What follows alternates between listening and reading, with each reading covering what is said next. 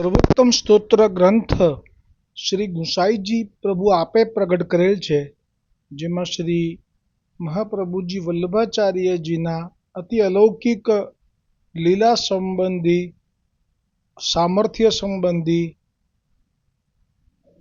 આચાર્ય દ્વિજ કુલ પરક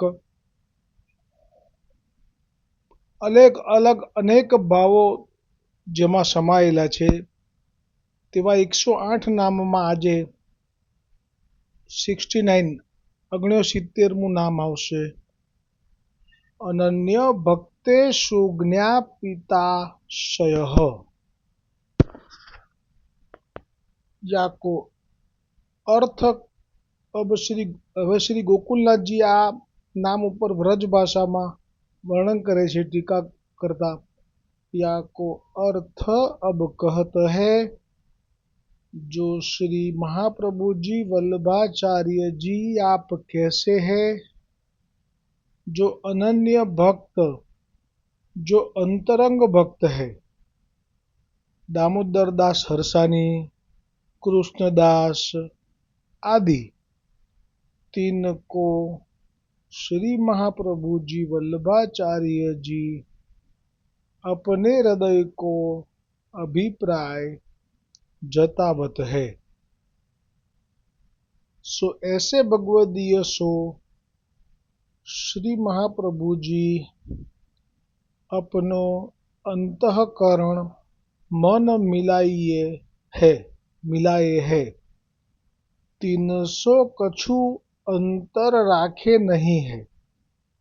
ताते यह जाननो, जो श्री महाप्रभु जी वल्लभाचार्य जी के सेवक तो अनंत है, परंतु जो अनन्य अंतरंग भक्त हुई है, तिनको श्री महाप्रभु जी वल्लभाचार्य जी अपने हृदय को अभिप्राय जनावत है. ताते यह जाननो, जो जिनको श्री महाप्रभु जी वल्लभाचार्य जी अपनी इच्छा ते जतावेंगे, सोई भक्त तो जानेंगे और सब जानिबे में असमर्थ है. बिन जताए जान्यो जाए नाही. क्यों? जो अपार अगाध गंभीर है हृदय जिनको, ऐसे श्री महाप्रभु जी वल्लभाचार्य जी है. ताहिते श्री गुसाई जी यह नाम कहे, जो निगूढ़ हृदय योनन्य भक्ते सुज्ञापिताशयઃ. જે ગઈકાલે નામ આવેલું સર્વોત્તમજી સ્તોત્રમાં શ્રી મહાપ્રભુજી વલ્લભાચાર્યજીનું, તેમાં જે વાદી શંકા કરે એ જે શંકા હતી તેમાંથી આ નામ પ્રગટ થયું છે. એટલે એ શંકા એવી હતી કે કોઈ ભક્તને શ્રી મહાપ્રભુજી વલ્લભાચાર્યજી આપના નિગૂઢ હૃદયનો અભિપ્રાય જરૂરથી જતાવતા હશે, તો અમુક ભક્તોને કદાપી નહીં જતાવતા હશે.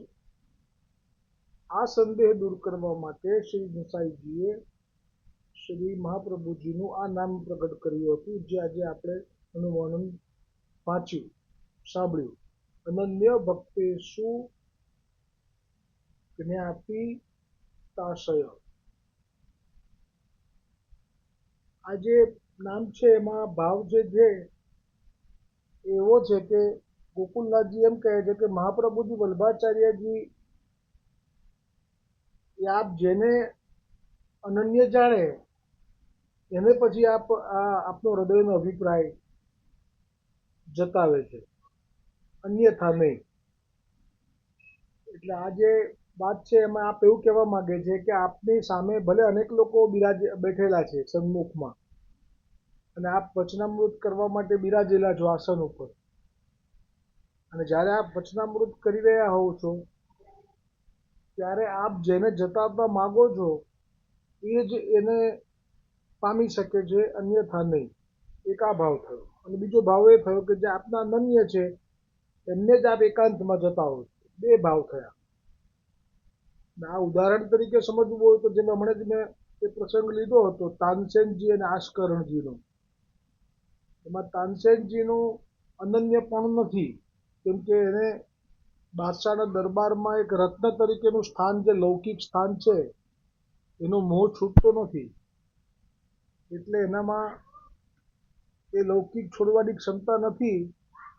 તેથી એને જે દાન થયું એ પ્રમાણે માપમાં થયું, પાત્રતા પ્રમાણે.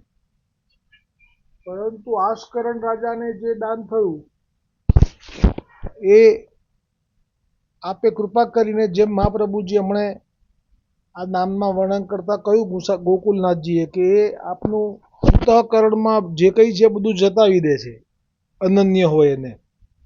એવી રીતે આશ્કરણજી અનન્ય હતા. રાજા હોવા છતાં પણ એમણે સર્વસ્વ ત્યાગ કરવો અને ગોકુલ જ વાસ કરવો અને આઠેય પર મગન રહેવું માનસીમાં, આવો જ્યારે એમણે ભાવ બનાવી લીધો, ત્યારે એમને માથે પધરાવેલા પ્રભુએ કહ્યું કે કાકાશ્રી પાસે જઈને વિનંતી કરશો તો ના નહીં પાડે. અને પછી ત્યાં આવ્યા અને પછી લાભ પામ્યા. જ્યારે ત્યાં તાનસેન એ ન છોડી શક્યો. લીલાની પ્રાપ્તિ બંનેને થઈ, પણ જે ગૂઢ ભાવ જણાવવો જોઈએ એ આપે આશ્કરણજીને જણાવ્યો, પણ તાનસેનને ન જણાવ્યો. એ પ્રસંગ ક્યારે આવ્યો કે જ્યારે તાનસેન જ નિમિત્ત બન્યો આશ્કરણજી માટે દૈવી જીવને ખેંચવામાં. અને જ્યારે લઈને આવ્યો ત્યારે ગુસાઈજી જાણી ગયા કે આ તો બહુ ઉત્તમ જીવ છે, આ તો અનન્ય છે. અને જેવી રીતે તાનસેનને વિનંતી કરી હતી કે મને આ બધું પુષ્ટિ માર્ગ અને એના કીર્તન મને શીખવાડો, કોઈ વૈષ્ણવ શીખવાડે એવી આજ્ઞા કરો, તો ગુસાઈજીએ તાનસેન માટે જે ગોવિંદ સ્વામીને કે ગોવિંદદાસને આજ્ઞા કરી હતી તાનસેનજી માટે, એવી જ આજ્ઞા હવે આશ્કરણજી માટે કરી. તો આશ્કરણજી, તાનસેનજી અને ગોવિંદદાસજી આ ભ્રમણ રીતિ ઉપર નિત્ય જે નક્કી કરેલો સમય હતો ત્યારે ત્યાં આ બધી વાત આ પુષ્ટિ માર્ગની રીતિ, ઉત્સવનો પ્રકાર અને ગૂઢ ભાવો બધા સમજાવી રહેલા. અને એ વખતે તાનસેનને આ વાતની ખબર પડી ગઈ કે ગોવિંદદાસના વચનથી આશ્કરણજી પામી ગયા, પણ મને અત્યારે આમાંથી કંઈ મળ્યું નહીં. એટલે મેં જે આ એટલે વિસ્તાર કર્યો આ ઉદાહરણનો, કે આ જે પ્રસંગ, આજનું જે નામ છે એમાં આ જ વાત છે કે આ પોતે જે જતાવવા માગે, જેને જતાવવા માગે અને જેટલું જતાવવા માગે એ સામર્થ્ય મહાપ્રભુજી પાસેથી જ આ ગુસાઈજી અને આપના ગોવિંદદાસ પાસે આવેલું છે. એટલે એવું જ થયું. પછી ચાલ્યા પાછા, બધું પૂરું થઈ ગયું. આ પછી ચાલ્યા ત્યારે માર્ગમાં કહ્યું આશ્કરણજીને કે તમે પામી ચૂક્યા પણ હું કોરો રહી ગયો. તો આશ્કરણજીએ પણ સ્પષ્ટ શબ્દોમાં જવાબ આપ્યો કે ગોવિંદદાસ એ એવા સામર્થ્યવાન છે કે એ જેમને જેટલું આપવા માગે એ એટલું આપે, ભલે સાથે અનેક બેઠા હોય. આ પ્રસંગ એટલે જ મેં આજે અત્યારે આ નામને અનુરૂપ છે તેથી જ લીધો. એટલે મહાપ્રભુજી વલ્ભાચાર્યજીની સૃષ્ટિ અનંત છે એવું કહ્યું. અનંત એટલે જેનો માપ નથી, કરોડો, પણ બધા અનન્ય નથી. એટલે આ પણ 252 વૈષ્ણવની વાર્તામાં કેટલા પ્રકારની સૃષ્ટિ છે. નામ પામ્યા હોય એને પણ વૈષ્ણવ કીધા છે, બ્રહ્મસંબંધ થયો હોય એ એના કરતાં ચડિયાતા કીધા છે, બ્રહ્મસંબંધ થયા પછી સેવા કરતા હોય મહાપ્રભુજીની મેળ મર્યાદાથી, એવા પણ વૈષ્ણવ એનાથી ચડિયાતા કીધા છે. પછી એનાથી પણ ચડિયાતા વૈષ્ણવ મહાપ્રભુજીના એટલે કે વલ્લભકુલની કૃપાથી પુષ્ટ કરાવીને મેળ મર્યાદાથી સેવા કરે, પરંતુ પ્રેમપૂર્વક એમને પ્રેમ પ્રભુના સેવામાંથી પ્રેમ પ્રગટ થઈ ગયો હોય એવા વૈષ્ણવો એ મેળ મર્યાદાવાળા કરતાં પણ ચડિયાતા કયા. પછી આસક્તિવાળા વૈષ્ણવ એ તો પ્રેમી વૈષ્ણવો કરતાં પણ વધારે ચડિયાતા કયા, એ પ્રસંગ આવશે. અને છેલ્લે વ્યસન દશા જેને પ્રાપ્ત થયું હોય એવો તો કોઈ વિરલો એક જ હશે. એ પણ દુર્લભ છે એમ કહી અને આપે આ પ્રકારો બધા પ્રગટ કરેલા. એટલે મહાપ્રભુજીના સૃષ્ટિમાં અનંત સૃષ્ટિ હતી, પણ બધાને આવો લાભ નથી મળ્યો. જે મહાપ્રભુજીના અનન્ય હતા, જેમને જણાવવામાં મહાપ્રભુજીને અંદરથી કોઈ બીજો વિચાર ન હતો કે ચિંતા નથી જણાવવામાં, તો જ આપે જતાવ્યું છે, બાકી નહીં. જેવી રીતે જ્યારે ગોકુલનાથજી શ્રી સુબોધિનીજીનું વાંચન કરતા, તો તે વખતે વૈષ્ણવોમાંથી બે જ વૈષ્ણવ બેસી શકતા, બીજા કોઈ વૈષ્ણવોને બેસવાનો અધિકાર ન હતો. એ બે વૈષ્ણવોનું નામ છે, એક તો નિહાલચંદભાઈ અને એક કૃષ્ણ ભટ્ટ, એ ઉજ્જૈનવાળા. આ સિવાય કોઈ પણ નહીં. બસ આ બે પ્રમાણ આ પણ એક દાખલો છે કે આ જે છે જતાવવું નિગૂઢ, એટલે કે નિગૂઢ હૃદય, એટલે કે જે ગૂઢ લીલાઓ વિશે કંઈ પણ આપ ચર્ચા કરવી એ એના માટે આ પ્રમાણે જ કરતા, બધાને વચ્ચે ન કરતા.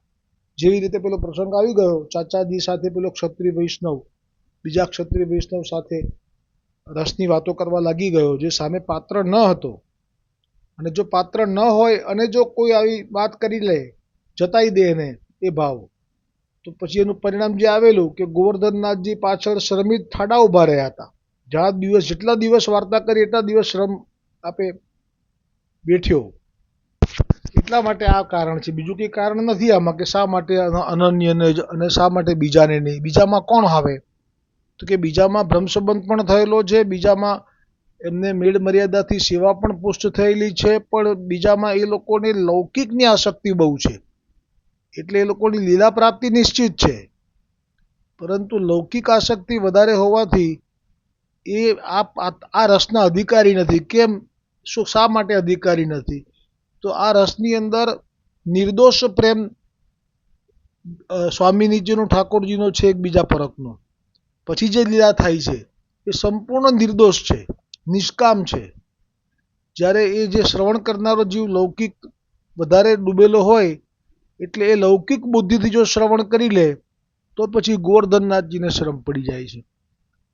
એટલા માટે થઈને આજનું આ નામ જે છે એમાં ગોકુલનાથજીએ સુંદર વ્રજ ભાષામાં એમનું વર્ણન કર્યું. દામોદરદાસ સરસાની, કૃષ્ણદાસ મેઘન જેવા જે છે તેમની સામે આ હૃદયનો ભાવ ખોલે છે એવું કહ્યું.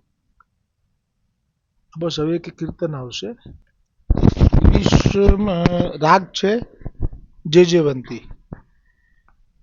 ग्रीष्म ऋतु माधोजू के महल में आवन को अति तरसत है। जेठ मास में तन जुड़ात जो माधो मास सरसत है। आवन को अति तरसत है। भवन बूंदयों छूटत फुहारे मानो पावस ऋतु बरसत है।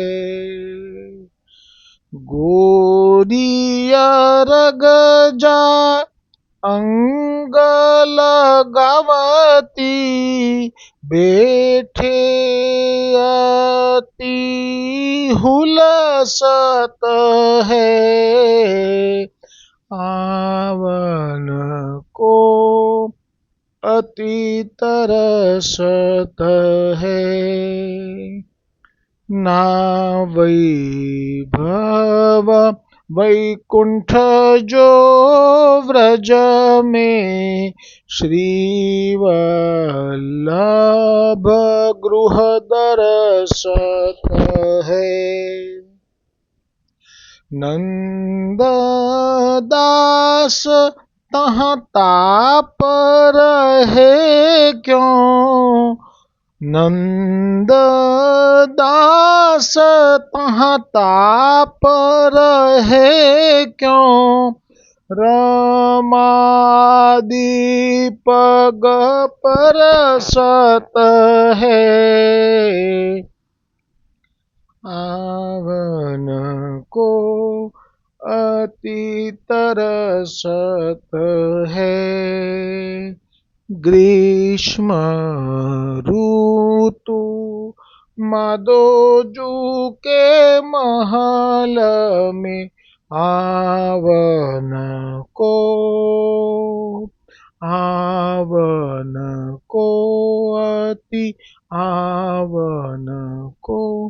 अति तरसत है।